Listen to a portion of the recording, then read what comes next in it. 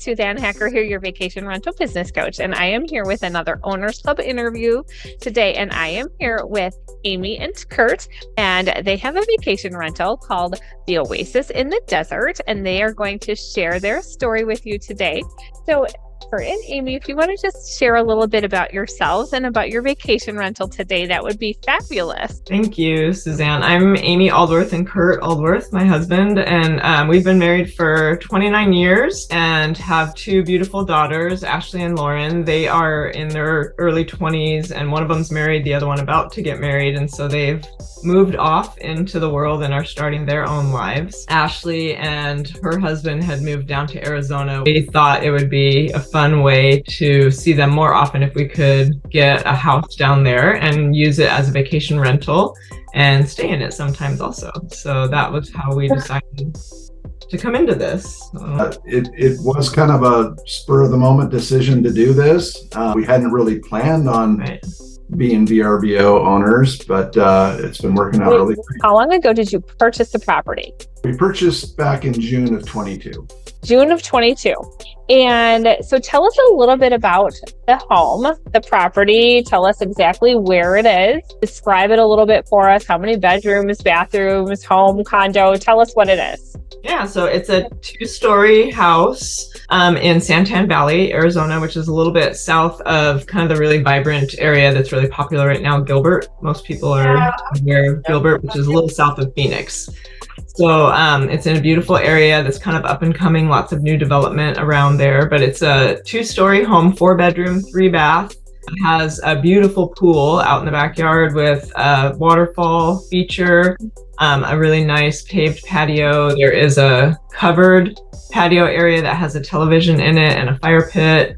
There's an outdoor bar and barbecue area and some outdoor seating for eating. There's a view fence that overlooks a private park. The backyard is really pretty fabulous. And then inside, it's nice open living concept. Downstairs, we have a built-in Western themed bar, which is really cool. The guests really love.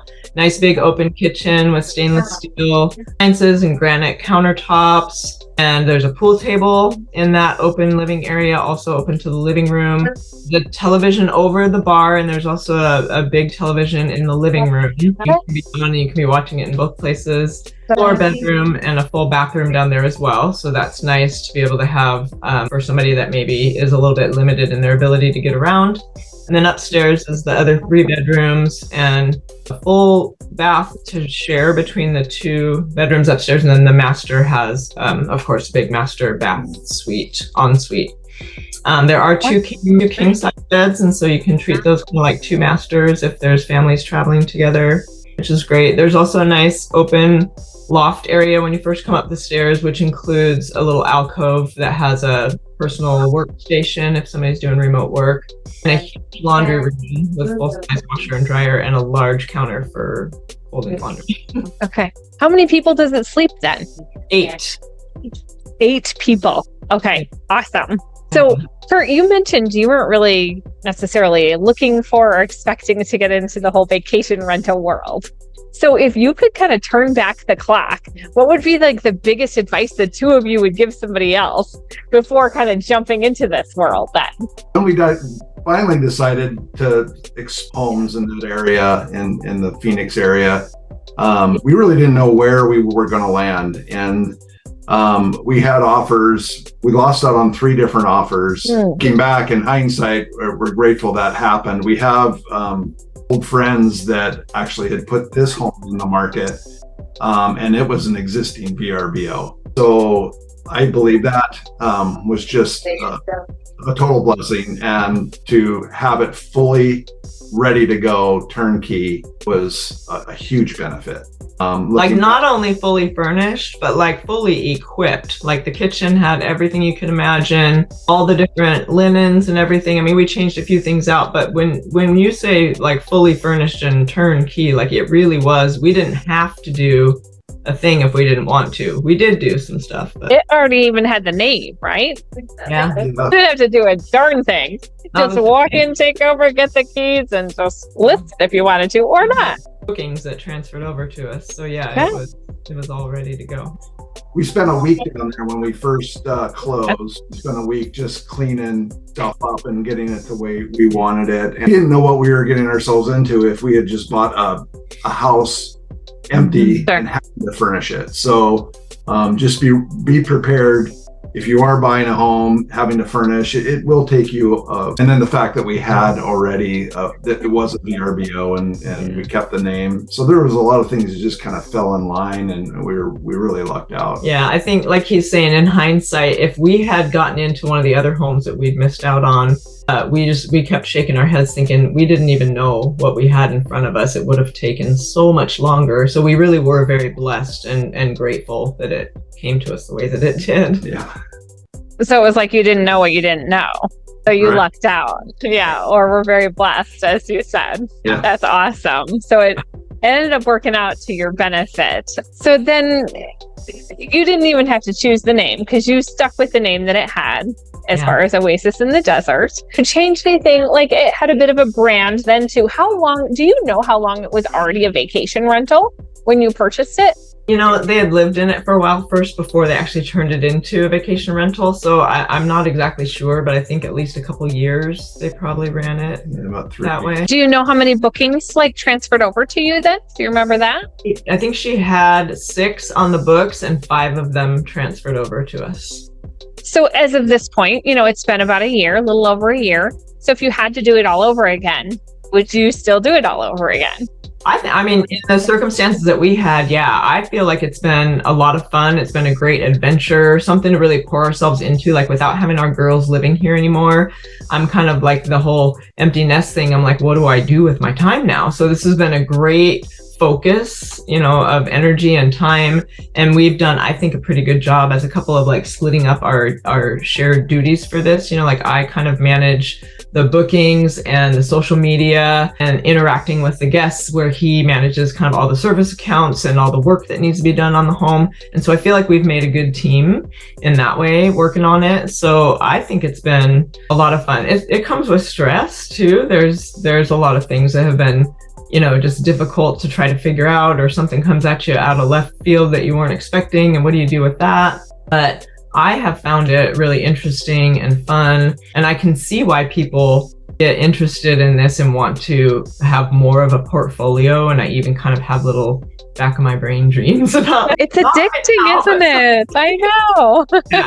It's nuts. I don't necessarily get it either, but you kind of get this addiction, like you want more, but there's this hospitality side too that I think you have and I have and other people have, that you want to help people. You want to make sure they have a wonderful stay, and I know we got connected as you had come to me with a VIP day that we were able to work together. And that was a lot of fun to kind of dig into your business and, kind of learn about your business. And everyone is unique. And, learning about, I think one of the things that I thought was most unique about your place was your Western themed bar, and there's not very many vacation rentals that have a Western themed bar in their vacation rental. The fact that you have that, and have that TV over the bar, and then that you have a private pool as well, even in a community that has a pool, but you have a private one, is also another one of those, like unique selling features of a property. And for you to make that property that stands out in this whole sea of vacation rentals, and the fact that you have those unique selling points that other ones don't necessarily have is fabulous. And I love all that because I think that it makes a home that can serve so many different people. And it's like, I know we've talked a little bit about like who's our target market, and sometimes I don't always know how to answer because I think it works really well for, families. It works really well for a bachelor party or a bachelorette. We just had some gals in there, 8 girls who came in for a girls' weekend, and they loved it for girls' weekend. Couples traveling together. I mean, it works for everybody. So it's kind of an interesting mix of things because there's something for everybody to do. So since I have the two of you together, and you've mentioned already how you've done a good job, basically, of sharing those duties, and you have your things, and Kurt, you have your things, but it doesn't always work as well. If you could give advice to other couples that are doing this business together, what advice would you give them in managing this business together? doing the research before you jump and looking into all aspects of VRBO ownership. In my case, it's dealing with the cleaners, the landscapers, the pool cleaner, pest control folks, researching, finding, doing your homework. I think location is always important, but in this case, we're not having a problem so much being about 50 minutes from Phoenix. But there's things, the golf is all over the place. So and we attract people that love to golf and concerts and sporting events, graduations, you name it, or just a getaway. Weddings. There's a wedding venue nearby. We've had at least 2 guests that have come for a wedding there. But finding a good location, finding your niche, knowing that when you start it, there's going to be some work, getting it up and running. Sure. And I think also like we did already mention, as far as working together as a couple, I think for sure, like what I named, is just kind of knowing what you do well and dividing up accordingly, right? Yeah. I think that the stuff that I've taken on as far as, I work in my regular job as a systems analyst, so I understand software really well. And so then it just makes sense for me to work with the booking platform and figure out how that works and do all the stuff, all the ins and outs of that, because I understand it. And social media in the same way. I'm just kind of more technical in nature, right? Where Kurt is, around here, even in our personal life, just the one who manages all of those services or working around the yard and things like that. He's just good at that stuff. So finding what you're good at and letting yourself shine there and not having to necessarily get into each other's business in that way, but staying aware. I think one other piece of advice I would give is just make sure you're always communicating about it and talking, so that even if you're working specifically on this one set of things and your partner is working on the other, talking about it so that you're always in the know and you have awareness of all those things. Yeah, so Amy's always letting me know when someone's booked or if they need to come in early, and then I'm letting her know of things that the cleaner has found or needs to do. And so we're constantly communicating. Awesome. So Amy, do you think you have developed a social media strategy?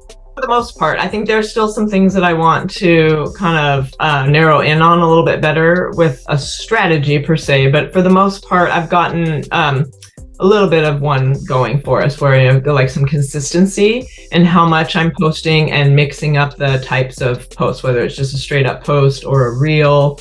I've been working pretty hard on trying to be consistent with our story and then saving those to the highlights and letting our guests know. So I have communication now with every guest right before they come in, letting them know what our Instagram account is and telling them that they can find things to do there, and that we love it when our guests, follow and share and tag us. So I have, that kind of stuff that I feel like I've gotten a strategy around, but I do want to build that out a little bit more so that I have some direction for myself around when I'm posting certain types of posts, or how often I'm posting reels, which, days of the week, which times of the day, that kind of thing. So sure. Well, that's great. I love that you're letting your guests know, hey, or telling them hey, you can go find this here. This is our, this is our Instagram account, or this is our Facebook. Go look here. You'll find things to do. Tag us. Yeah, we also left a QR code on our book in the house, so that when they get there, they can scan that QR code to get right to the social media also. Nice. I love it. Fabulous idea. Did you find it difficult through the licensing and the government kind of stuff when you first started, or did you think a lot of that was already done for you, or did the previous owner kind of help you with that? Talk to us a little bit about that. We kind of learned that as we went. That was okay. Yeah, there wasn't an awful lot. I did need to figure out licensing within the state of Arizona. We created an LLC. A lot of tips I got from a friend of mine that has a VRBO down there. Sure. So he kind of informed me on what to do. From a realtor, we found this realtor that was really good, gave us some tips and tricks on the things that we needed to be aware of from a legal. I know that's just one of those things that can be yucky, tricky, people don't really like that, and it can just take a while to kind of muddle through Did you have professional pictures taken? Did you take your own pictures? Is that something that you do? Tell us a little bit more about that, Amy. Yeah, I do a little bit of amateur photography, or I mean, people have sometimes referred to me as professional. Mostly I've done portrait photography for seniors. Nice. It's a very different type of photography, but I do photos, and so we just went ahead and had me photograph. Yeah. I did a little bit of staging. I have dreams of doing even more in my mind. Like in my mind, I'm a lot more creative than I actually can execute sometimes. So I want to get down there and do even more, but it's just a matter of time. You know, we live in Washington, and so getting down there is one thing. And then, you know, it's funny. I always think to myself, I want to take videos and take pictures, and we get there and it's all put together nice by the cleaners and looks, then we come in and start living, put all our stuff all over the place, and you so drop your stuff. I have to really plan for that. So I do have some kind of bigger dreams for it, but yeah, we were able to just use my ability to take all the photos, and I feel like they look pretty good, you know, spectacular professional photos, but you know, have a little bit of a homegrown feel to them without looking like somebody didn't spend the right amount of time on it. So. Oh, they do look good. They do look professional. So, and that's probably why I asked that too. It's just like, great. Did you get professional pictures, or did you do them? How did you do that? Have an aptitude for that. It's just a great way to save a little bit of money, because everybody will tell you that you have to do professional photos. You don't have to. You can do them yourself if you have a little bit of skill and save some money. Nice. Awesome. Now, do you have a separate website yet? Or how are you doing that? We do not. We are just currently, we have, you know, I mean, there's the social media, which we have a link tree for, and then we're just using a couple different platforms for rentals. Yeah, we VRBO and Airbnb. And how's the link tree going for you?